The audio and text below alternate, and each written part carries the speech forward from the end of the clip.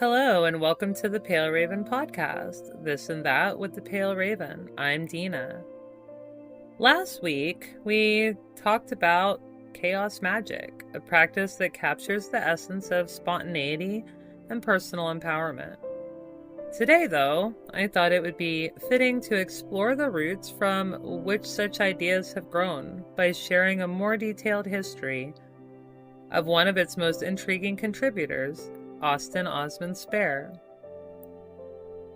A brilliant artist and visionary, Austin's contributions to occultism have paved the way for many aspects of modern magical practice. His work on sigils in particular transcends time, still resonating in various interpretations today. Born as the fourth child to Philip Spare and Eliza Osman on December the 30th of 1886, Austin Osman Spare entered a world that would soon witness his extraordinary influence. His father, Philip Newton Spare, came from Yorkshire, born in 1857, and eventually moved to London.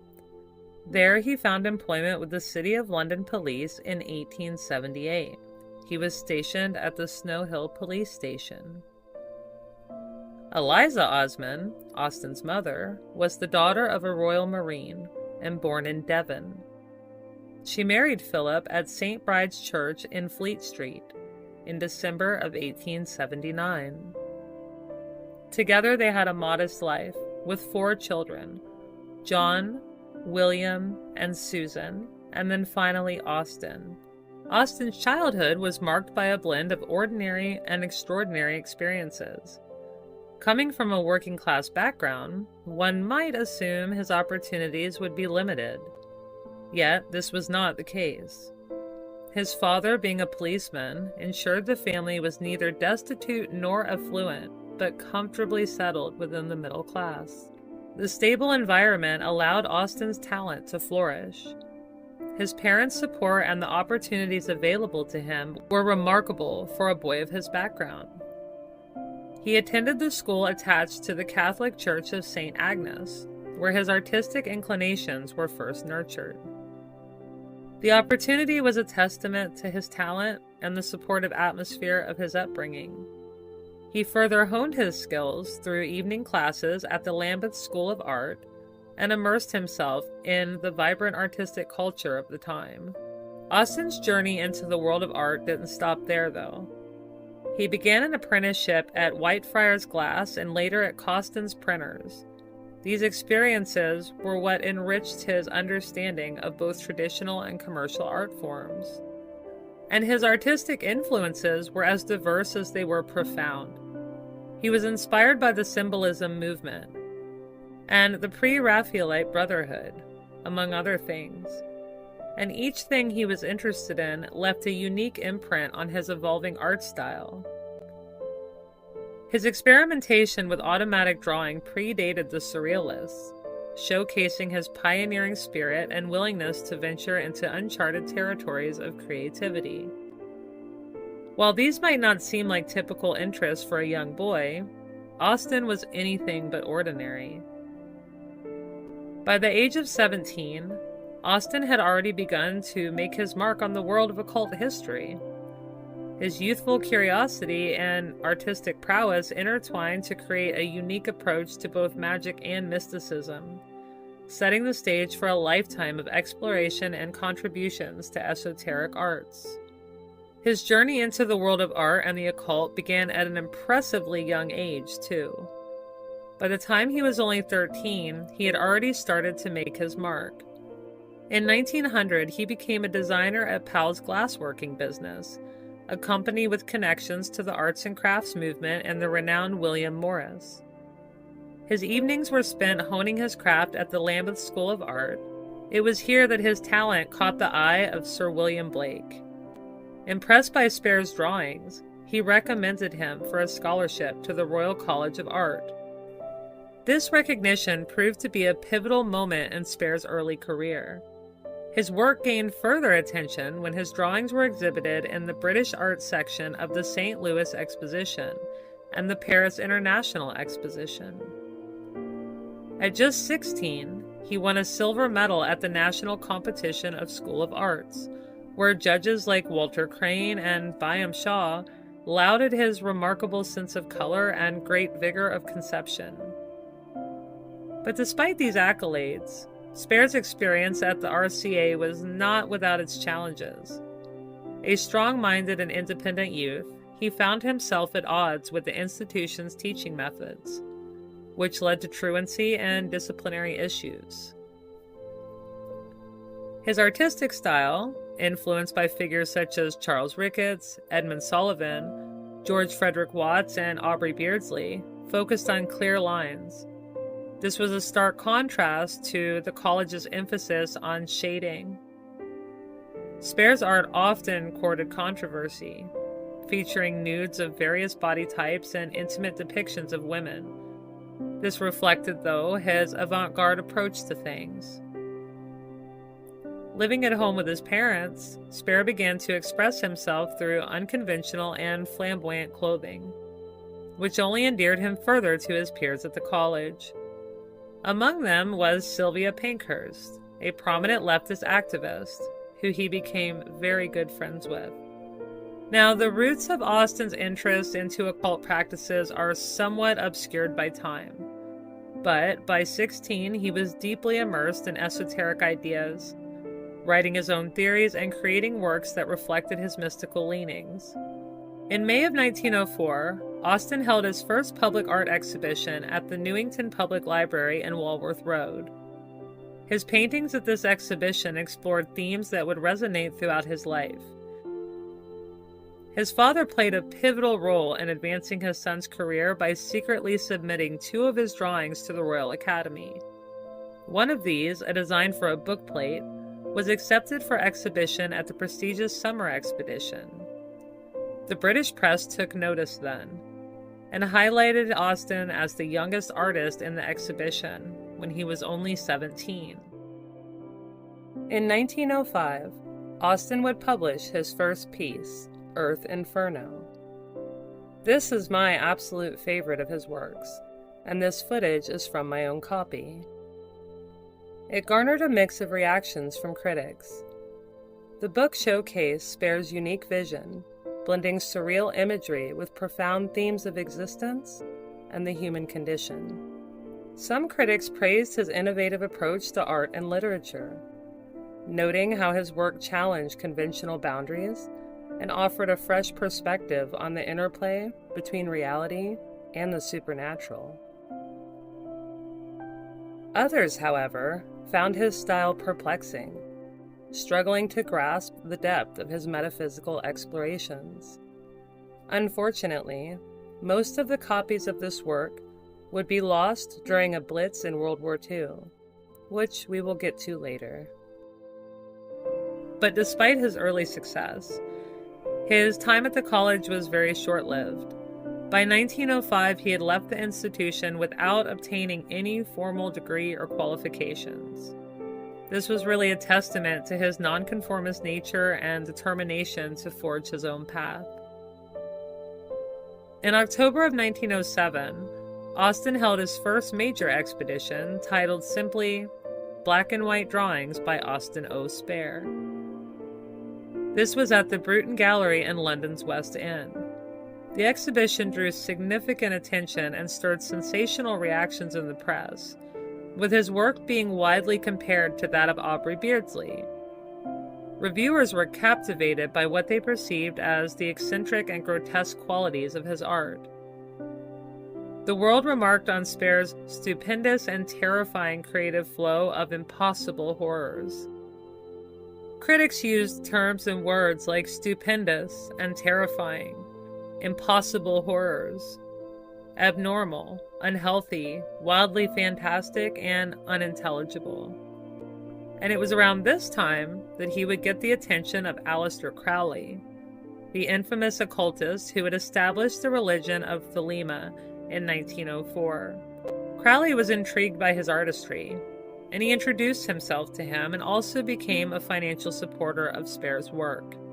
At one point, he claimed that Austin's work was actually messages from the divine, and Austin contributed several drawings to Crowley's Thelemite journal, The Equinox, and was compensated with only an expensive ritual robe.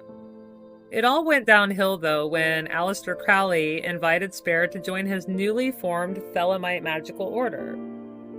It was founded in 1907, and Spare joined as the 7th member in July. During his time with the group, he befriended Victor Newberg, an influential occultist. However, Spare eventually grew disillusioned with the order, and he never fully committed to its ranks due to his distaste for Crowley in general, and his strict approach and his critical view of ceremonial magic. In response, Aleister Crowley would later claim that Austin Osman Spare had too much interest in black magic, and that's why he was never allowed to fully join the order. During this time, Austin was financially supported mostly by the wealthy property developer Pickford Waller, alongside other admirers such as Desmond Coke and Charles Ricketts. His art found favor among the avant-garde homosexual circles of Edwardian London, with several prominent gay men supporting his work. Spare developed a close friendship with the couple Marc-Andre Rafalovich and John Gray, later praising Gray as the most wonderful man I have ever met. Through John, Austin was introduced to the Irish novelist George Moore, leading to another significant friendship. Before Austin was 21 years old, he had reached a level of respect and popularity that many at his age could only dream of. Austin's sexuality was often the topic of whispers and gossip too. Nobody really was sure which way he went, if you will. His friend Frank Brangwyn later suggested that Austin was strongly homosexual but had suppressed those inclinations. But Austin himself later recounted a plethora of heterosexual encounters during this period, including alleged relationships with an intersex person, a dwarf with a prominent forehead, and one Welsh maid. These personal complexities add another layer to the enigmatic life of Austin, reflecting the diverse and often contradictory facets of his character and experiences. Around 1910, Austin's artistic journey continued with his illustrations for the Starlit Mire. These illustrations further showcase his fascination with the abnormal and grotesque themes that had become synonymous with his work. During this period, he also produced a notable piece known as A Fantasy, which featured a self-portrait surrounded by horned animals and a horned hermaphrodite creature. This work visually communicated his belief in the mental connection between humanity and non-human ancestors. Shortly after, Austin entered into a brief marriage with Ellie Gertrude Shaw, a woman he met in a pub. Initially enamored with her, Austin soon realized that Ellie did not share his intellectual pursuits, disliked all of his friends, and was overly concerned with money and material things. Although their romantic relationship faded, they would remain married on paper for a few years. In 1913, he published the Book of Pleasure, a work that delved into his mystical ideas on the human unconscious, magic, and sigils, drawing inspiration from Taoism, Buddhism, and his own artistic experiences. Despite its innovative content, the book sold poorly and received mixed reviews, with the Times literary supplement acknowledging Spare's technical mastery, yet critiquing much of the content. By 1914, Austin was contributing to a new art magazine called Color, and soon envisioned founding his own magazine.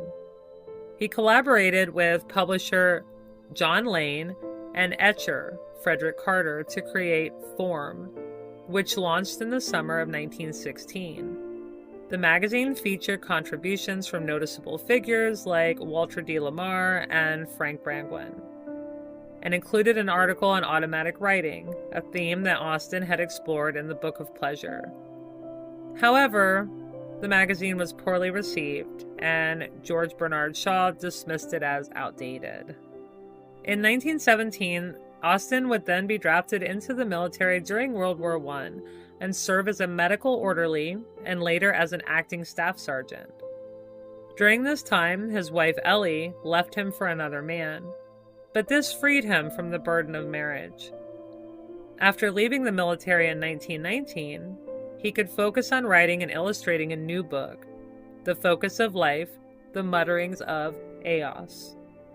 It was published in 1921, and this work continued to explore his mythical themes, and it was well received, prompting Austin to revive his magazine form with a new format and contributors like Robert Graves and Edith Sitwell. However, the magazine was discontinued again after only 3 issues. He then co-edited another art journal, The Golden Hind, with Clifford Bax, which debuted in October of 1922, but failed by 1924. During this time, Austin experimented with anamorphic portraits, which were exhibited at the Godfrey Phillips Galleries in 1930. And his work began to attract attention yet again with the rise of Surrealism. And a 1936 article dubbed him the father of Surrealism. Austin, excited about the renewed interest in him and his work, would start his school, the Austin Spare School of Draughtsmanship. During World War II, Austin, an ardent anti-Nazi, attempted to enlist in the army, but was far too old, even for the desperate forces of the time. Later, a bomb would destroy his apartment and all of his artwork. This also left him homeless for a time. But despite this, he showed his resilience, and his creativity continued to define his life's work. In post-war years, Austin's fascination with witchcraft grew, possibly influenced by his friendship with ceremonial magician Kenneth Grant. He started to create artwork using terms like witchery, and claimed to have encountered witches on a bus. His first pub show at the Temple Bar in 1949 was a success, earning him recognition and new commissions, including illustrations for the London Mystery magazine, all thanks to his renewed interest in the occult and his new interest in spell work and witchcraft in particular. Throughout his life, Austin remained a vibrant and influential figure, constantly evolving in his art and philosophy. His exploration of the conscious and unconscious mind captivated audiences, and his ideas of the unconscious as a wellspring of inspiration became central to his work. Spare believed that the conscious mind, rather than being helpful, often erected barriers between individuals and their deepest desires. His magical philosophy was intimately tied to the concept of psychological repression. He believed that repressed desires and fears could exert profound influence over an individual's conscious personality, shaping their reality in unexpected ways. He also believed that by intentionally repressing certain desires, they could gain power, ultimately becoming more potent than those acknowledged by the conscious mind. For Austin, embedding a magical intent within the subconscious was key to unlocking its power. Interestingly, while Austin's ideas were very similar to Jungian psychology, which is basically where we get things like shadow work, he was actually notably critical of psychoanalysts like Sigmund Freud and Carl Jung, dismissively calling them frauds and junk, not truly realizing at the time how similar their ideas actually were. But in May of 1956, Austin would face a serious health crisis when his appendix would rupture. This led him to admission at the Southwestern Hospital in Stockwell, London. Compounding this was anemia, gallstones, hypertension, and bronchitis. And unfortunately, on May the 15th of 1956, at the age of 69, he passed away. He was later buried beside his father at St. Mary's Church in Ilford, London. His obituary read as follows: "Thereafter Spare was rarely found in the purlieus of Bond Street. He would teach a little from January to June, then up to the end of October, would finish various works, and from the beginning of November to Christmas would hang his products in the living room, bedroom, and kitchen of his flat in the borough.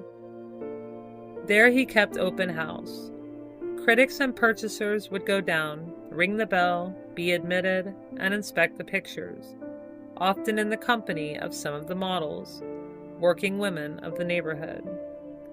Spare was convinced that there was a great potential demand for pictures at 2 or 3 guineas each, and condemned the practice of asking £20 for amateurish stuff.